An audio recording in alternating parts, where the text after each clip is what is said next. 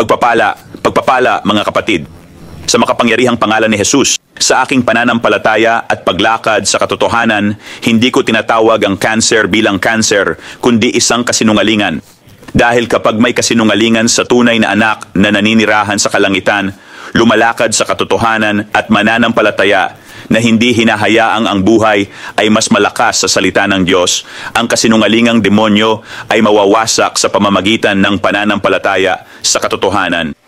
Sa pamamagitan ng pananampalataya sa katotohanan, sa pamamagitan ng pananampalataya kay Jesus. Kaya noong ako'y inaatake at sasabihin ko agad ang banal na pangyayaring naganap nitong nakaraang 2 araw, nawala ang kasinungalingang demonyo. Marami ang nagsasabi na ito'y karamdaman o sakit. Hindi mahalaga kung ano ito, isa itong kasinungalingang demonyo at sinasabi ko ito mula sa aking paglakad kay Kristo. Nagsasalita ako mula sa aking pananampalataya kung nasaan ako sa Kanya. Ngayon, iba-iba ang antas ng kalinawan ng bawat isa sa kanilang relasyon kay Kristo, sa Kristo na nasa kanila. Kaya iginalang ko yan. Nasan ka man sa pananampalataya mo, nandito naman ako sa akin. Pareho lang naman ang ating patutunguhan. Kung naglalakad tayo sa katotohanan at hindi nangangaral ng kasinungalingan o nagbabaluktot ng salita, magkakampi tayo. May isa pang salitang parang naririnig ko sa kanya ngayon. Mga kapatid, kung may katotohanang inihayag sa pamamagitan ng kapwa, halimbawa, tungkol sa pagsingil para sa ministeryo, di ba? Kasi malaking usapin yan sa buong katawan ni Kristo sa mundo. Ang pagsingil para sa kaloob at pagtuturo ng paghahayag ni Jesus ay demonyo, labag sa salita. Hindi natin nakita si Jesus na gumawa nito. Walang paraan na makita ko ang sino man na baluktot ito, pero sinusubukan ng iba at di tama. Ito ay demonyo. Ito ay labag sa salita ng Diyos. Ito ay labag sa kung ano si Jesus. Hindi naman ginawa ni Jesus yan, di ba? Sabi niya, tumanggap ng libre, magbigay ng libre. Halimbawa, okay? Kung lalapit ako sa kapatid na may simbahan o ministeryo at nagtatanghal ako, hoy kapatid, sabi ko, alam mo, ipakita ang katotohanan, ang salita, ang buhay ni Kristo. Saan ginawa ni Jesus yan? Ito ay yun at TBP. Kung tumanggi siya sa katotohanan, di siya nagsisi. Ibig sabihin, di kami magkapareho.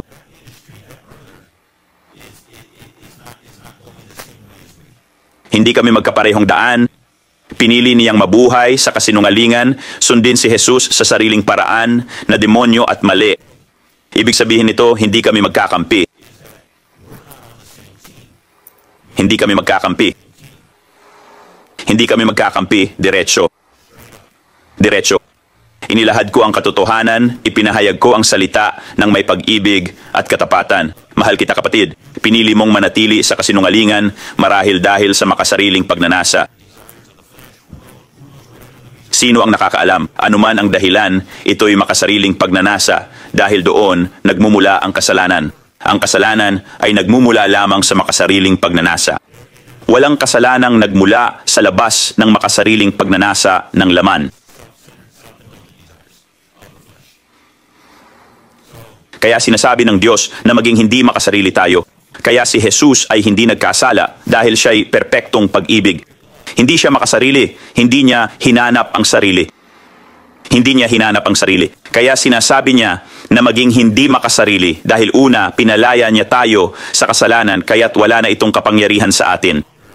Kapag malaya ka sa kasalanan, wala na itong hawak o impluensya sa iyo. Sinira ito ni Jesus, ang kanyang dugo ang sumira nito. Hinugasan kanya, puting-puti tulad ng nyebe, banal, matuwid at walang kapintasan. Kaya tinitingnan ka ng Ama ng perpekto. Bakit? Sa pamamagitan ng mga mata ng anak, tinitingnan ka niya sa pamamagitan ni Kristo. Dahil nakatago ka kay Kristo, nasa Kanya ang iyong pagkakakilanlan. Si Kristo ang nasa iyo. Kaya kinokoronahan at binibihisan tayo ni Jesus ng katuwiran. Dati tayong mali, ngayon ginawa niya tayong tama. Ang katuwiran ay agad na ginagawang tama ang mali. Ginawa tayong tama ni Jesus sa paningin ng Ama. Hindi dahil sa anumang ginawa natin, kundi dahil sa ginawa niya para sa atin, hindi dahil karapat-dapat tayo. Ang kailangan lang natin ay maniwala sa katuwiran. Tulad ng dati nating pagkakamali, ginawa niya tayong matuwid. Ang katuwiran ay agad na nagtutuwid sa mga maling bagay. Ginawa tayo ni Jesus na matuwid sa paningin ng Ama. Hindi dahil sa anumang ginawa natin, kundi dahil sa ginawa niya para sa atin. Para ito sa kung ano ang ginawa niya para sa atin. Ang kailangan lang nating gawin ay maniwala sa salita ng Diyos, maniwala sa katotohanan, tanggapin at bitawan ang lahat tulad ng sa 2 Korinto, si Peter 17. Kung ang sino man ay na kay Kristo, siya ay isang bagong nilalang. Ang luma ay lumipas na at ang bago ay dumating. Ngunit hindi mo maaaring dalhin ang kahit 100% ng luma sa bago. Kailangan mong iwan ang lumang buhay. Kailangan mong lubusang talikuran ang dati tulad ng kapatid na Eric. Ano ang ibig sabihin nito? Iwan ang luma, mamatay sa sarili, tanggihan ang sarili. Nangangahulugan ito na kailangan mong iwan kung paano mo inakala na mahal mo ang iyong ina, ama, mga anak, kung paano mo inisip ang iyong mga proseso, pangarap, hangarin, pag-asa, lahat ng bagay na sa tingin mo ay pinakamabuti para sa iyo, kailangan mong bitawan ang lahat ng iyon. Inilatag mo lahat yan. Tinatawag yang pamumuhay sa Espiritu. Di mauunawaan ng isip ng tao ang mga bagay ng Diyos. Kaya sabi sa salita, kalaban ng tao ang Panginoon, ibig sabihin nakikipagdigma sa Diyos. Kaya binigyan ka ng Diyos ng bagong pag-iisip, ang isip ni Kristo. Ito'y bagay ng Espiritu. Espiritu lang ang makakaunawa sa totoong sinasabi ng Ama sa kanyang salita. Kaya't sabi ni Jesus, ang aking mga salita ay puno ng Espiritu at buhay. Di siya kumikilos mula sa laman. Kumikilos siya mula sa Espiritu. Siya ay Diyos magpakailanman, oo, pero dumating bilang tao. Dumating siya bilang tao dumating siya bilang tao. At dumating lang siya bilang tao para ipakita sa atin ang dapat sundin alam mo, ikaw, to ang pwedeng magamit ng bawat isa sa atin. Kung iaalay mo ang buhay mo, tanggapin mo lahat ng pangako ko, lahat ng binayaran ko, at ang Espiritong nasa akin ay mapapasa iyo rin, at ang ginagawa ko, magagawa mo kung naniniwala ka. Ang nagawa ko, ginagawa ko, ikaw. Sinabi pa niya, kahit mas dakilang gawa ang magagawa mo kung naniniwala ka. Para sa mga naniniwala, mas dakilang gawa ang magagawa mo kasi babalik ako sa Ama at gagawin ko ang hingin mo sa pangalan ko. Ganito ipapakita ng anak ang tunay na ama at luluwalhatiin siya. Humingi ka ng kahit ano sa pangalan ko at magaganap yon.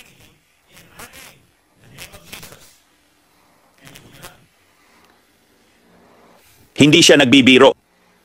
Parang hindi talaga siya nagbibiro. Parang hindi nagsisinungaling ang Diyos. Siya ang katotohanan. Ang salita ng Diyos ay katotohanan. Si Jesus ang katotohanan. Siya ang salitang nagkatawang tao. At kung ano siya, ganun din tayo ngayon sa mundong ito. Talagang naniniwala ako dyan. Talagang naniniwala ako dyan. Sa totoo lang, marami akong kapatid sa buong mundo na nagbibigay ng pagpapala at parangal sa ginagawa ng Panginoon sa buhay kong isinuko sa Kanya. At isa sa sinasabi nila ay ito. Sabi nila, Kuya Eric, maraming parangal sa iyo. Naiintindihan mo? Pagpalain ka at lahat ng ginagawa ng Diyos sa iyo at sa mga kasama mo. At sinasabi rin nila ito. Sabi nila, parang si Jesus ka maglakad. At ganito ang sagot ko, hindi. Hindi ako naglalakad tulad ni Jesus. Siya'y nasa loob ko. Nasa loob ko siya. Talagang naniniwala ako na si Jesus ay nabubuhay sa loob ko. Alam ko talaga kasi ang pananampalataya ay pagkaalam. Ang pananampalataya ay pagkaalam. Alam na siya ang katotohanan. Tapos na to, panalo na tayo. Tapos na, hindi nakalaban ng dyablo. Patay na ipis na lang siya. Tuyot na sanga. Nauubos na ang oras niya. Malapit na. Kaya ang ating kaaway, kung tayo'y mga anak na lumalakad sa liwanag, gaya niya, at kung tayo'y lumalakad sa katotohanan, at kung hindi tayo lumalakad sa pag-ibig. Ang layunin ay maging pag-ibig ng Diyos. Maging pag-ibig mismo. Maging pag-ibig dahil si Jesus ay ganap na pag-ibig. Si Jesus, ang Diyos ay pag-ibig. Unang Juan 4. Basahin, unawain, maging, at maniwala dito. Ang Diyos ay pag-ibig. Ang Diyos ay pag-ibig. Tapos sinabi niya sa unang Juan 4. Kung ang layunin ay maging pag-ibig, ito'y walang pag-iimbot, hindi naghahanap ng sarili, walang hinanakit, at handang mag-alay ng buhay para sa iba. Yan ang tatlong pangunahing bagay na tumutukoy sa pag-ibig. Tatlo, may iba pa. Mas malalim pa ito. Gets mo ba? 1 Korinto 13. Pwede mong suriin ng mabuti yan.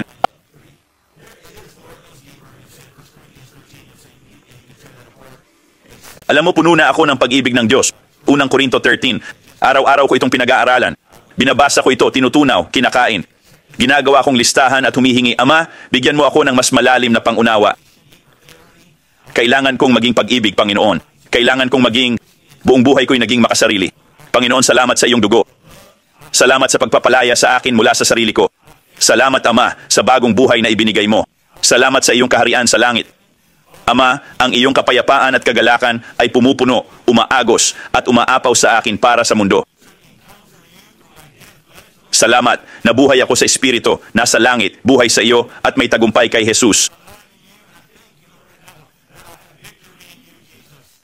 Ama, gamitin mo ako sa iyong walang hanggang Espiritu sa akin upang makaapekto sa bilyon-bilyon sa makapangyarihang pangalan ni Jesus ngayon din.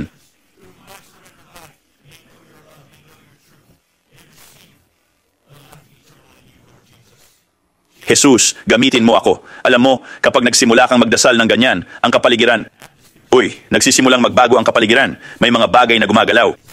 May mga bagay na agad nangyayari. Tandaan na ang ating Diyos ay hindi sakop ng panahon. Siya ay hindi limitado sa materya. Siya ay hindi sakop ng oras. Siya ay hindi limitado sa bagay. Magbabahagi ako ng ilang banal na salita at hahayaan ko ang Espiritu ng Panginoon na ipagpatuloy ang kanyang gawain. Papunta kami sa gym mula sa bahay at nakalimutan namin ang aming mga headphone. Hindi ako nagsusuot ng headphone sa gym. Alam mo, kasi lagi akong nagpapahayag kay Jesus sa pagitan ng mga ehersisyo. Chu, chu, chu, chu. At sa tuwing nasa gym ako, laging may mga tanda, himala, kababalaghan, pagpapalaya, propesya, salita ng kaalaman, gets mo? Kung paano man gusto kumilos ng banal na espiritu, lagi akong handang sumunod. Lagi akong naghahanap ng problema.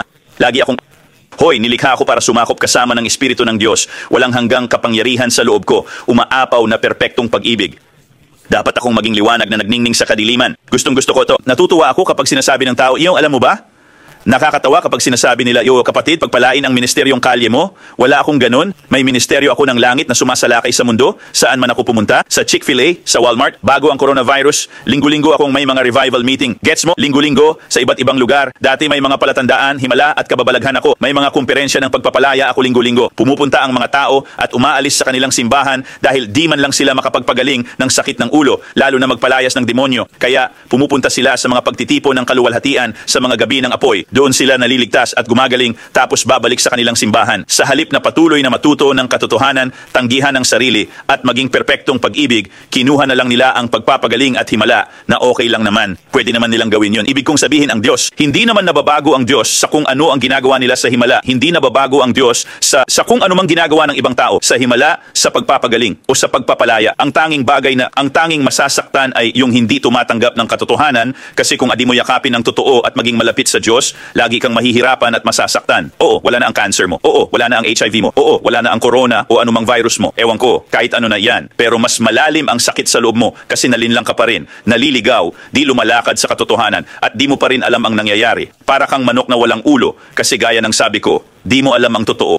Di mo talaga alam ang katotohanan. Ito ba, ang pangalan ng katotohanan ay Jesus. Si Jesus. Siya'y nabubuhay sa loob natin, tunay na mga anak na malapit sa Kanya. Tulad ng sabi ko, kilala nila Siya dahil inialay nila ang buhay, itinanggi ang sarili at lubos na sumuko sa banal na espiritu, ang espiritu ng katotohanang nananahan sa kanila. Iyan ang Galatia 5. Magandang aklat ang Galatia 5. Alam mo, kung gusto mong tunay na makilala ang Diyos at magkaroon ng malapit na ugnayan sa Ama, mamuhay ka sa espiritu. Hindi mo mararamdaman ang pagnanasa ng laman. Galatia 5. Pinapayuhan ko ang bawat mananampalataya kay Jesus na basahin ito araw-araw. Magandang aklat ito para pag-aralan at unawain ng mabuti. Pwede kang manatili riyan ng ilang taon. At isa pang bagay, mga kapatid, maraming tao ang nagbabasa ng iba't ibang libro mula sa iba. Ang tanging libro na dapat nating basahin at unawain bilang mga mananampalataya kay Kristo ay ang salita ng Diyos. Bawat libro, hindi ko babanggitin ang mga autor, pero bawat libro sa labas, bawat libro na narinig kong pinag-uusapan ng mga tao, kasi hindi ako nagbabasa, wala akong binabasa kundi ang salita ng Diyos. Ito lang ang librong binabasa ko. May sapat na paghahayag doon para sa ating lahat. Baka hindi pa tayo matapos bago bumalik ang Panginoon. Sino ang nakakaalam? Seryoso, puno ito ng katotohanan. Puspos talaga, parang walang hanggang gintong mina. Boom! Grabe talaga. Pwede akong tumigil sa 2 talata ng ilang oras at mabagabag ng buhay na Diyos, ng espiritu ng katotohanan. Alam mo, umiyak lang. Hindi ko alam ang nangyayari. Puro espiritu. Hindi ko maipaliwanag sa'yo. Gaya ng sabi ko, lampas sa salita ng tao ang ginagawa ng Diyos sa kanyang mga anak na malapit sa Kanya. At ang mga bagay na ito ng espiritu ay hindi natin kayang ipaliwanag. Ginagawa ko ang makakaya ko para ilabas ang anuman.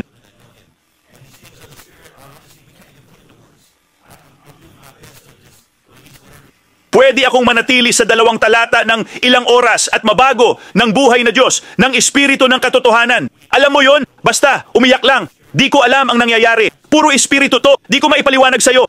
Gaya ng sabi ko, lampas sa salita.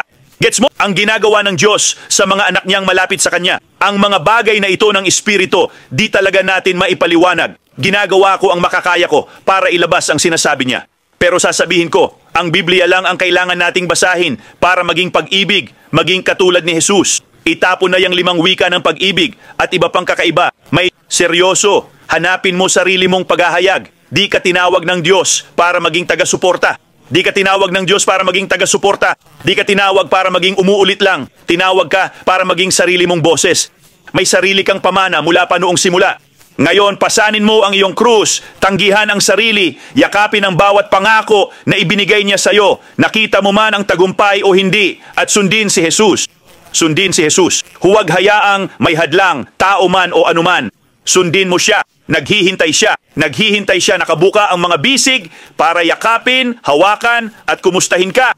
O, naghihintay lang siya dahil dapat siyang maging Panginoon ng buhay mo. Kung may problema sa pamilya mo, sa trabaho mo, at hindi maganda ang buhay mo, alam mo ba, si Jesus ay hindi Panginoon ng buhay mo kasi ang Panginoon ang namamahala sa buhay mo.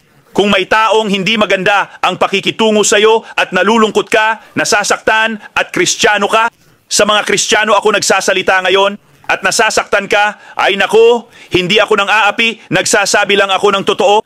Ibig sabihin, si Jesus ay hindi rin Panginoon ng buhay mo. Huwag mong hayaang ang buhay o sitwasyon ay mas malakas kaysa sa katotohanan sa salita ng Diyos. Lahat tayo'y may pinagdadaanan, lahat tayo'y may problema.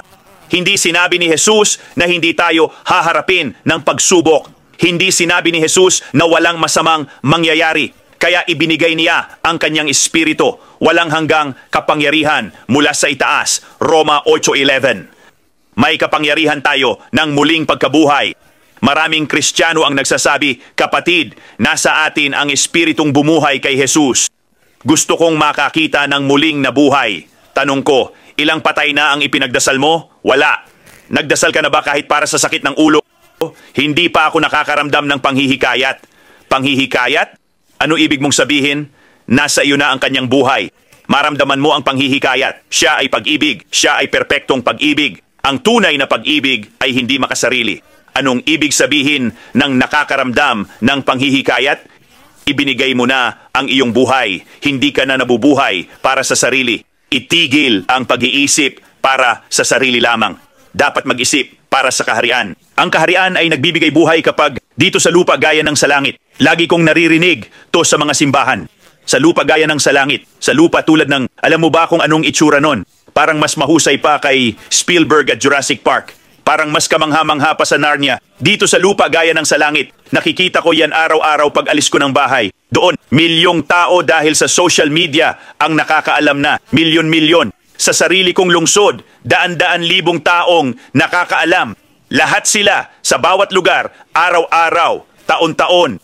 Si Jesus ay hindi nagbabago. Kaya alam mo ba, kung may kasinungalingan at may tumatalon sa akin, dudurugin ko to ng pribado.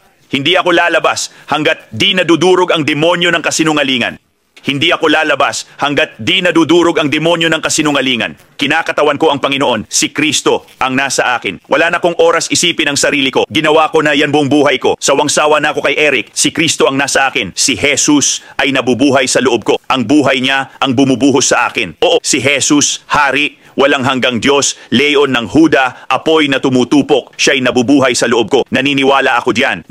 Alam ko yan, alam ko yan. Kaya niya'y ipinapakita ang pag-ibig, buhay, katotohanan at kapangyarihan niya sa akin. Saan man ako pumunta, nakikilala ng tao si Kristo sa akin. Lagi silang nagsasabi, Kuya, sino ka? Alam mo sagot ko, si Kristo ang nasa akin. Buhay talaga si Jesus. Totoo ang Biblia. Oo, pumasok ang langit sa katawan mo. Oo, si Kristo ang nasa akin. Totoo ang Biblia. Buhay talaga si Jesus. Si Jesus at ang mga anak niya ay may kapangyarihan. Pagpapahid. Pagpapahid ay pagbibigay ng kapangyarihan. Hindi ibig sabihin magsasalita ka ng iba't ibang wika. No, iyon ay ito. Bagay din yan sa espiritu. Nagsasalita ako ng wika buong araw at nagsasalin. Gagawin ko yan o ano paman. Lumalakad ako sa bawat kaloob dahil si Kristo sa akin ang gumagawa. Naunawaan ko to sa pamumuhay sa Espiritu 24/7, walang kompromiso. Kung may bumabagabag, pinipigil ko ng pribado. Mga leon at oso, nadudurog ko. Pag alis ko, dudurugin ko si Goliath at iba pa. Di para sa akin to. Hindi ako nandito para sa sarili ko. Papunta na kami sa gym ngayon. Papunta kami sa gym, pero nakalimutan namin ang headphone. Ito'y banal na patotoo ngayong araw. Ilan lang to sa marami. Di ko alam ilang himala at pagpapalaya, pero ito ang isa sa mga yon. Papunta kami sa gym at tumigil sa Big Five kasi nakalimutan namin ang aming headphones. Ako, hindi ako madalas gumamit ng headphones kasi gusto kong makinig sa usapan ng mga tao o sa sinasabi ng Panginoon. Lagi akong naghahanap ng pagkakataon para makisali sa usapan at magpakita ng presensya. Gets mo ba? Kaya ayun, tumigil kami sa Big Five. Bumili kami ng headphones. Naghahanap ako ng pagkakataon. Naiintindihan mo? Hindi ko ito ginagawa sa sarili kong paraan. Lagi akong nakikinig sa tinig ng Panginoon. Tuwing inaakayin ka ng Espiritu Santo na magpakita, gumagalaw ang mga bundok. Hindi ito nakakahiya o kakaiba. Ito'y Diyos na gumagalaw, nagbabago ng mga puso at nagsasabi ng dapat sabihin. Kaya tuwing ako'y naghuhula, hindi ako ang nagsasalita. Bawat salita ay tumpak dahil ang Panginoong Diyos, ang Ama, ang nagsasalita sa pamamagitan ko. Araw-araw, mula umaga hanggang gabi, naghuhula ako para sa mga tao kapag lumalabas ako ng bahay. Araw-araw, kapag pinalalaya ko siya, ang Panginoon ay nagsasalita sa kanyang mga anak.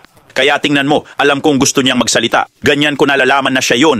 Alam kong gusto ng Diyos magpakita sa kanyang mga anak na nasasaktan, nawawala, walang pag-asa at nabubuhay sa kasinungalingan. Alam kong lagi niyang gustong magpakita sa bawat tao sa mundo. Hindi ko isinasantabi ang sinuman. Kahit pumatay ka ng 50 o ng abuso ng 100 bata, wala akong pakialam. Alam mo ba? Mahal kita. Mahal kita gaya ng pagmamahal niya sa'yo. Walang paborito ang Diyos. Ang awa ng Diyos ang hindi kayang hawakan ng dyablo. Ang awa ng Diyos, hanggat humihinga ka, buhay ka pa, may pag-asa pang makilala mo ang perpektong pag-ibig na to. May pag-asa pa ring matanggap mo ang awa at kabutihan ng Diyos.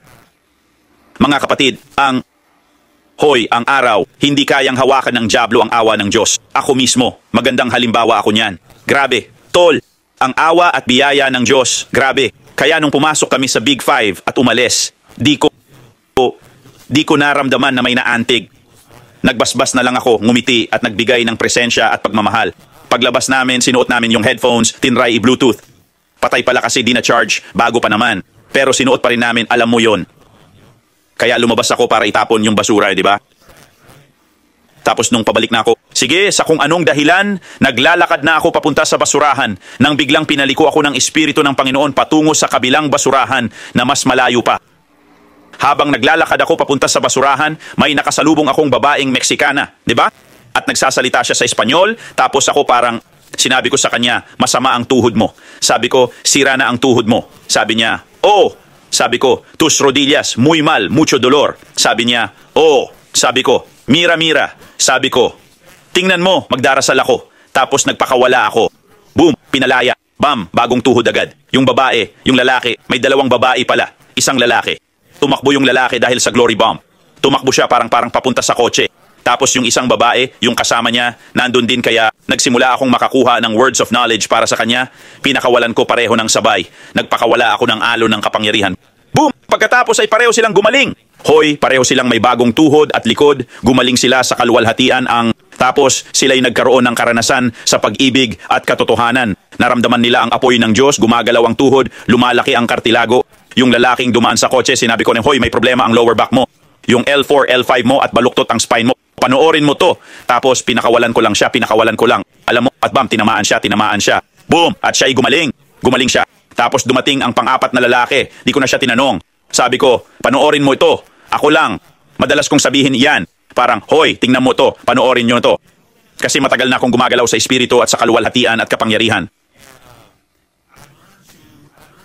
Natuto na akong kumilos nang di humihingi at di tumatanggap ng hindi. Pag pinakawalan ko ang kaluwalhatian, agad-agad umaalis ang mga demonyo. Ayos lang lahat. Masaya sila, gumaling, naligtas, at nakaranas ng pag-ibig. Di nila alam kung anong tumama sa kanila. Di nila maipaliwanag sa salita ang mga patotoong pinapakita ko. No? Gaya ng sabi ko, si Jesus ang gumagawa sa buhay kong isinuko. Kaya nag-perform si Jesus ng 4 na himala sa harap ng Big Five dito at talagang nabighani sila. Mga gulugod bumalik sa dati sa ilang segundo bago nakatagpo. Hindi nila alam kung ano ang tumama sa kanila. Hindi nila ito mailarawan sa salita ng tao sa lahat ng patotoong inilagay ko, di ba? Tulad ng sinabi ko, si Jesus ay gumagawa ng mas malakas na buhay. Kaya naman, nag-4-pack si Jesus sa harap ng Big Five dito at talagang nagliwanag sila. Mga gulugod ay bumalik sa ilang segundo, bagong tuhod, disc, gulugod. Lahat bago sa pangalan ni Jesus. Pero lahat yon nangyari sa loob ng 2 minuto lang. Siguro mas mababa pa nga. Parang literal na naglipat lang ako ng basurahan tapos nag-init ang Espiritu Santo. Si Jesus ay kumilos ng walang kamali-mali tulad ng lagi niyang ginagawa. Bap, bap, bap, bap, bap. Tapos, yun na yun. Tapos, sumakay na lang ako sa kotse at umalis. Pupunta sana ako dun sa basurahan pero dinala ako ng Espiritu Santo dito. Tapos yung babae, nakita mo ba kung gaano kabnal ang ginagawa niya? Kaya pumunta kami sa gym tapos may nakita kaming lalaking may knee brace. Kaya ako'y pumunta, ako'y mabilis. Nagbabahagi lang ako ng banal na pera, di ba? Para lang dagdagan ang pananampalataya, gets mo? Sa mga kapatid sa katawan ni Kristo. May kapatid na may tuhod na brace kaya nilapitan ko siya. Sabi ko na pare, yan ang meniscus mo. Tignan mo. Sabi ko, punit meniscus mo. Ha? Sabi niya. Sabi ko, tignan mo to. Sabi ko, namamagatuhod mo, meniscus yan. Panoorin mo. Pinakawalan ko sa gym, sa bench. Kaya may suot siyang brace. Sabi ko, tanggalin mo brace. Tinanggal niya at siya'y, sabi ko, tignan mo, bagong-bago. Siya'y bagong-bago. Eto pa, bumalik ako. Habang nag-ehersisyo, dumating tropa niya. Tumingin sa akin at sinabi sa kanila nangyari. Kitang-kita ko mula sa malayo. Pare, yung lalaki doon, tinuro niya ako. Sabi niya, tapos sabi ng lalaki, ha? Parang, alam mo, oo. Yung lalaki doon, ginagawa ko lang yung routine ko, pero nakatingin ako sa gilid. Gets mo? Parang, tapos noon, mga 30 minutos na kami sa workout. Dumaan yung lalaki sa akin. Nilapitan ko siya, sabi ko, pre, may problema, balikat mo. Sabi niya, ha? Oo. Tapos siya, paulit-ulit siyang dumadaan sa akin kasi pinakita sa akin ng Diyos na gusto niyang magkaroon ng encounter. Kaya binigyan ko siya. Nakakuha siya ng 2 bagong balikat. Gumaling buong katawan niya, naligtas siya sa kaluwalhatian. Tapos sabi niya, pare, salamat talaga. Yung nanay at tatay ko, sila yung mga pastor, alam mo na. Ganon. Sabi ko, pre. Tapos niyakap ko. Ayun. Nakuha number nila. Ayun. At ipinakilala ko ang sarili ko. Kuya Eric, alam mo, gawin. Si Haring Jesus, yehey. At nako, talagang kahanga-hanga yon. Alam mo, laging nakakagulat sa akin. Parang libu-libong himala na ang nakita ko. Nakakita na ako ng mga patay na nabuhay. Nakita ko na ang lahat, ngayon lahat ng nasa wheelchair tumayo na. Lahat ng may cancer gumaling, nakita ko mismo sa maraming tao. Alam mo ako, walang isang pagpapalaya o hula o himala na hindi mahalaga, na hindi mas mahalaga pa sa 1,000. Di ko maipaliwanag bagay ito ng Espiritu. Pero ang Diyos, ginamit ako, dating mamamatay tao. Gumawa ng karumal-dumal na bagay, ngayon instrumento niya.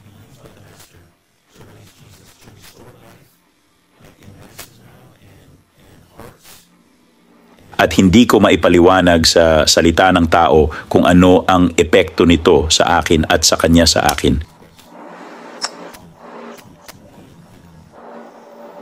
Ito ay ang tanging masasabi ko talaga ay dinadala niya ako ng mas malalim sa mga hiwaga ng kanyang pag-ibig. May nagtanong sa akin kahapon, anong nakukuha mo sa pagtulong sa mga tao? May malaking brace sa binti niya.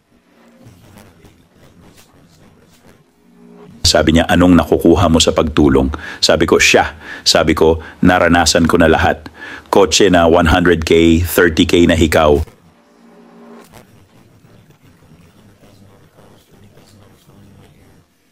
Naubos ko 100K sa birthday ko sa loob ng 4 na oras sa alak. Parang may pera na ako, totoong pera, milyones.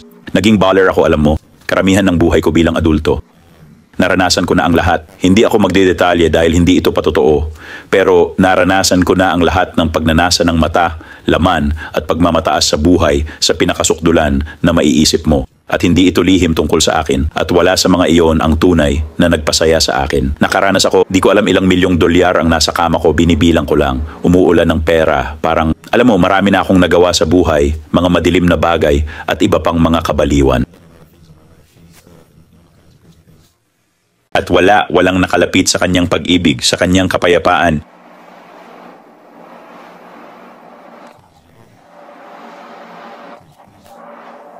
Hindi ko maipaliwanag kung ano ang pakiramdam na makita ang pusong naibalik.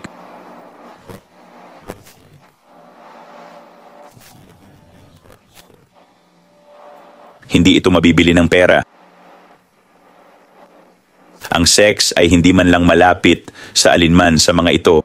Parang wala talaga. Makita siyang gumalaw sa katawan ko at makitang naibalik ang puso't isip.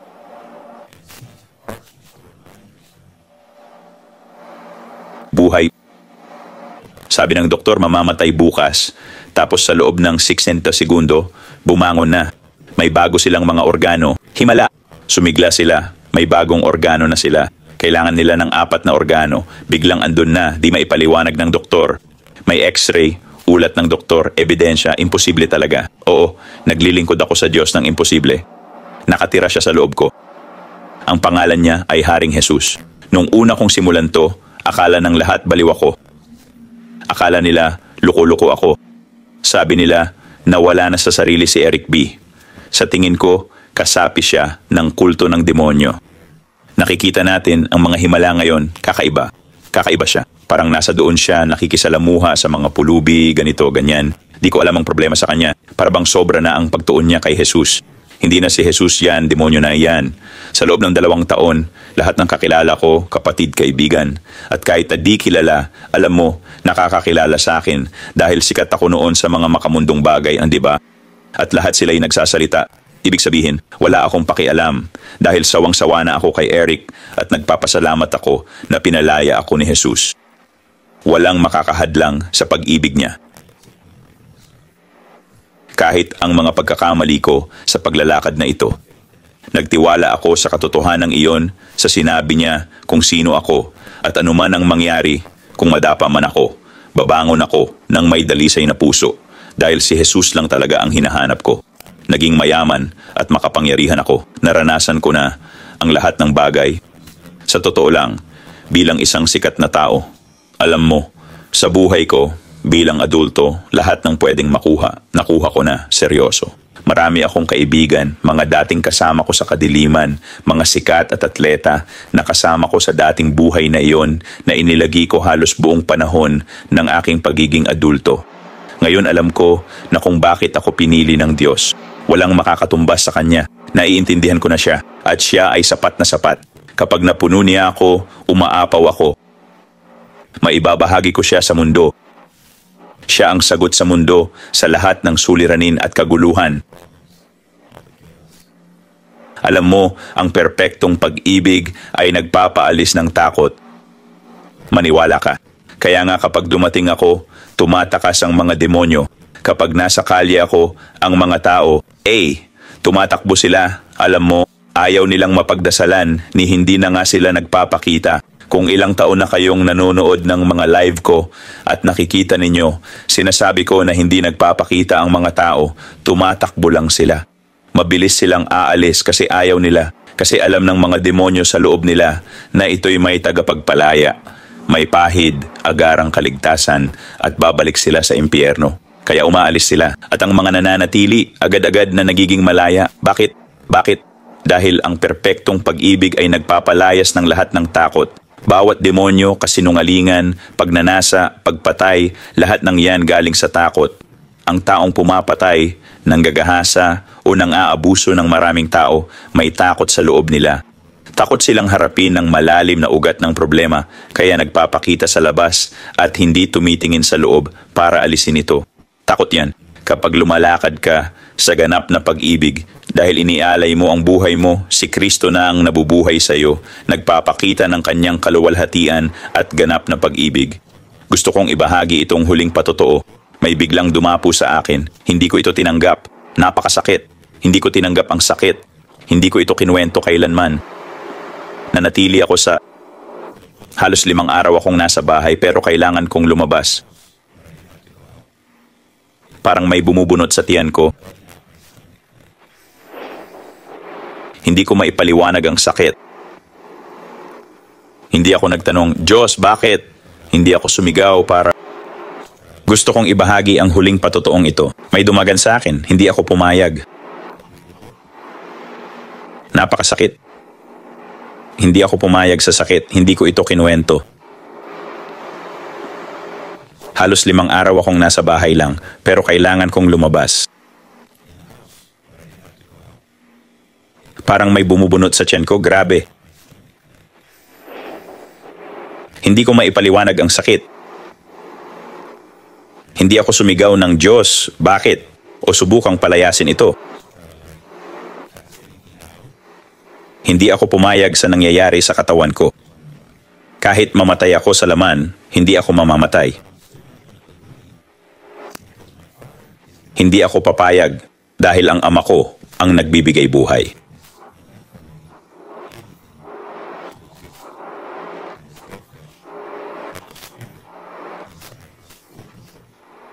Ang Espiritu ng Panginoon walang hanggang kapangyarihan.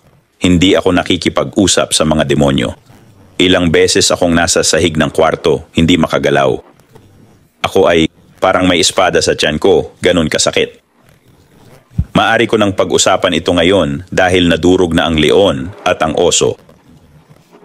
Pag-usapan lang ang mga bagay kapag nadurog na, bilang patotoo na si Jesus ang Panginoon ng lahat, na ang katotohanan ay dumudurog sa mga kalagayan, sakit at karamdaman. Sinasabi ko ito sa inyo mga kapatid bilang personal na patotoo na si Jesus ang Hari at Panginoon. Kahit ano pa man, kahit tumagal pa ng 1 buwan o mamatay man ako, si Jesus pa rin ang Panginoon.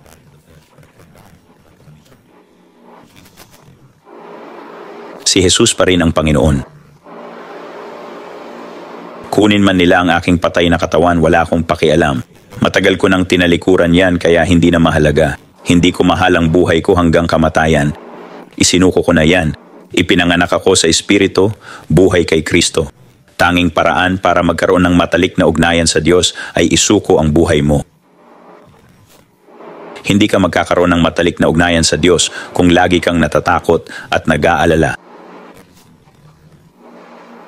Hindi mo kayang mahalin ang buhay mo. Ang pag-ibig sa buhay mo ay pagkawala nito. Ito ang sinasabi ng kasulatan. Hindi ka magkakaroon ng buhay na nagbago. Hindi mo kayang mahalin ang buhay na to. Ang realidad ng langit dapat mas totoo sa lahat. Mando. Punto. Punto. Punto. Kaya ako'y lumalakad ng matatag, hinahanap ko ang kaharian, naglilingkod sa Panginoon. Karangalan ng ialay ang buhay ko at tanggapin siya sa loob ko.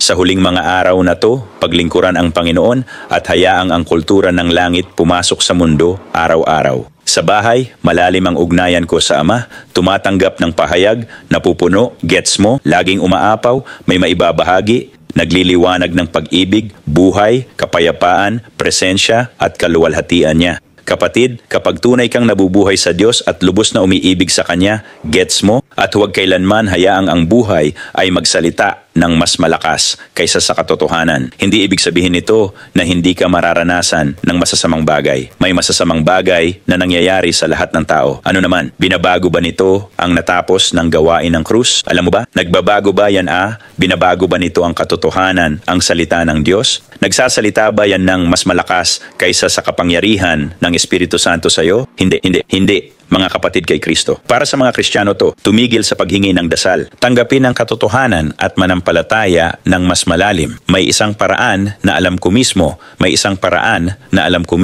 Galatia 5:9. Kung may kaunting lebadura sa tinapay, ito'y sa ibang bersyon, ganito. Kung may maliit na kasinungalingan sa puso mo, lalason nito ang buong paniniwala mo. Kaya kung may kasinungalingan sa puso, di ka makasasamba o makakalakad sa katotohanan. May isang paraan akong alam para alisin ang kasinungalingang demonyo sa puso para makalakad ka sa Espiritu at katotohanan. Gusto lang ng Ama ang sumasamba sa Kanya sa Espiritu at katotohanan. At mga kapatid, kung di niyo pa alam, ang pinakamalakas ninyong sandata ay ang pagsamba at pagpupuri. Nakita ko ang pinakamalaking kilos ng Diyos sa mga pampublikong lugar. Kapag bumibili ako sa Lowe's, Walmart o gym nitong mga nakaraang taon, nagsisimula akong sumamba. Hallelujah! Di ko nga alam kung ano ang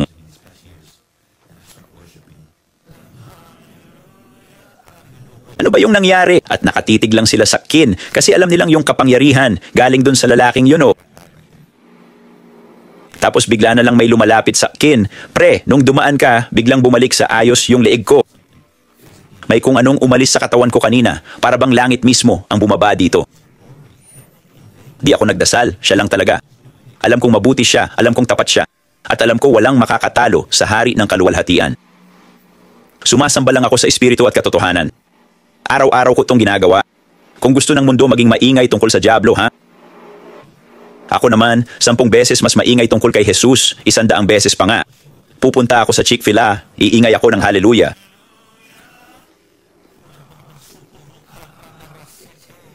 Sa harap mismo ng mga kaaway ko. Oo. Magwawala ako, magwawala. Parang Holy Ghost na James Brown. Uy, iingay talaga ako tungkol kay Jesus. Sa mga nakakakilala sa akin, alam niyo na hindi ako nahihiya sa Ebanghelyo, sapagkat ito ang kapangyarihan ng Diyos sa mga sumasampalataya. Una para sa Hudyo, tapos para sa Hentil. Sa Ebanghelyo nahahayag ang katuwiran ng Diyos. Ayan mga kapatid, Roma yan. Tara na, nasa akin ang salita, ang salitang nagkatawang tao. Ako'y nababalutan ng katuwiran. Gumising, magningning. Di ko kailangang mangaral. Namumuhay lang ako kay Jesus, nagpapakita ng presensya at luwalhati niya, at nagbabago ang buhay. Bakit? Kasi siya ang nagbabago. Tinatama niya ang mali. Wala akong ginagawa.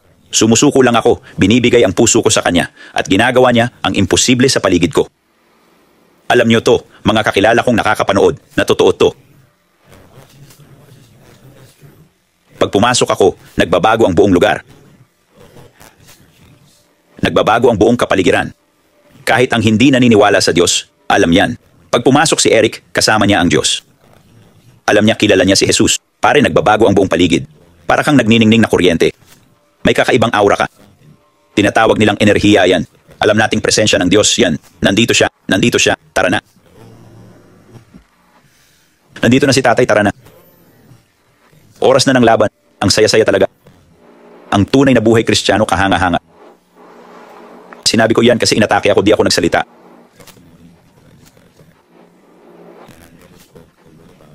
Walang nakakaalam. Di ako hihingi ng dasal para gumaling, alam mo ba?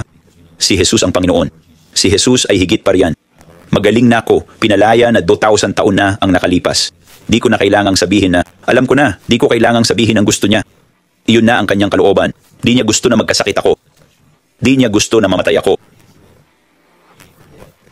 Hindi iyan ang kanyang kalooban. Siya ang nagbibigay buhay. Siya ang nagbibigay buhay. Binigyan niya tayo ng buhay na walang hanggan. At kung mamatay tayo sa laman na ito, ano? Tayo ay walang hanggan. Kami ay espiritu. Patay na tayo sa laman. Hindi mahalaga. Hindi na ito mahalaga. Hindi mahalaga. Ibinigay mo na iyon. Hindi mahalaga. Wala ka na dito. Hindi mo kayang mahalin ang buhay na ito. Ang pag-ibig sa buhay na ito ay katumbas ng pagkawala ng iyong buhay. At ang pagkawala ng iyong buhay at pagtanggap sa Kanya ay upang makamit ang kanyang buhay na walang hanggan. Tayo ay walang hanggan dahil siya ay nakapaloob sa atin at tayo ay nagkakaisa sa Kanya at siya ay walang hanggan. Halika na. Tayo ay matuwid dahil siya ay matuwid at siya ay nakakulong sa kanyang sarili. Nakaupo tayo sa kanang kamay ng Ama. Si Jesus ay buhay at siya ay nabubuhay sa loob natin. Tunay na mga anak na lalaki at babae ng buhay na Diyos. Tinatanong ako ng mga tao tulad ng, hindi mo tinutukoy si Jesus, bro. Ang ibig mong sabihin ay ang banal na espiritu ay nasa loob mo.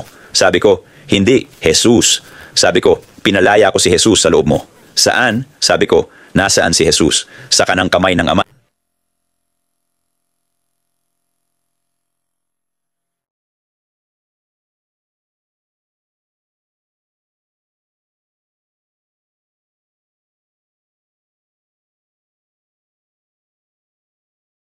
Si Jesus ay nasa loob ko. Lahat tayo ay nagkakaisa. Yan ang ibig sabihin nito. Ama, Anak, Espiritu Santo. Oo, iisa tayo. Oo, nakikipag-usap ako sa kanila. Tayo ay iisa. Ito'y bagay ng Espiritu. Di maintindihan ng relihiyosong pag-iisip. Ang relihiyosong pag-iisip ay demonyo. Di ako personal na nagsasalita, ha? Huwag magalit kahit magagalit ka pa rin. Mahal ko kayo mga kapatid. Sana'y makita nyo ang katotohanan ngayon. Di tayo pwedeng maging pabago-bagong Kristiyano. Si Jesus ang Panginoon. Di ka naman mamamatay talaga. Ang espiritu mo, kung Kristiyano ka. Kung hindi ka namumuhay sa espiritu, magsisi ka.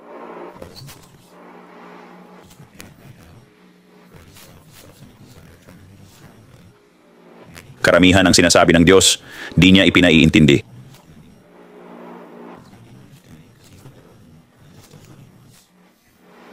Ginagawa niya ang gusto niya. Siya ang Panginoon, makapangyarihang Diyos. Hoy, naglilingkod tayo sa Kanya, naglilingkod tayo. Siya ang ating Panginoon. Kapag sinusunod natin siya dahil mahal natin siya, sinusunod natin ang Kanyang mga utos at nananatili sa Kanyang salita, nabubuhay tayo sa Kanyang presensya. Kapag nananatili ka sa Kanyang salita, nabubuhay sa Kanyang presensya at sumusunod sa Kanyang mga utos, alam mo ba? Nagiging kaibigan ka ng Diyos. Nagiging kaibigan ka ng Diyos. Tingnan mo, kaibigan ako ng Diyos. Ako'y lingkod ng Panginoon. Ako'y anak ng buhay na Diyos at ako'y kaibigan ng Diyos. Mga kapatid, gusto ko lang ibahagi ang makapangyarihang mga salitang ito na ipinahayag ng Espiritu ng Panginoon sa aking puso. Kay Jesus ang lahat. Lahat tayo'y naglilingkod sa ministeryo ni Hesukristo. Hindi tungkol sa akin o sa iba. Tungkol ito sa ministeryo ni Hesukristo. Tungkol ito sa pagtakip ng mundo sa kaluwalhatian ng Diyos sa huling mga araw na nagdadala ng bilyon-bilyon upang makilala ang kanyang katotohanan, ilagay ang kanyang buhay sa kanila at baguhin sila sa pag-ibig. Ang Diyos ay pag-ibig. Siya ang perpektong pag-ibig. Mga kapatid, nasa pinakadakilang kilos ng Diyos na tayo. Totoo yan. Totoo nga. At sa susunod na 4 na taon, ang pinakadakilang ani, ang pinakadakilang kilos ng Diyos na nakita ng mundo. Makikita natin ang Diyos kumilos ng hindi pa nakikita sa Amerika at sa lahat ng bansa. Masaya ako na nabubuhay tayo sa huling mga araw at nagagamit ng Panginoon para sa kanyang kaluwalhatian. Lahat tayo ay lumilipat mula sa kaluwalhatian tungo sa kaluwalhatian at pananampalataya. Kaya hinihikayat ko kayo na magpatuloy, magpokus lang kay Jesus. Magpokus lang sa kanyang salita, sa kanyang katotohanan kay Jesus, ha? Hindi sa tao, kay Jesus.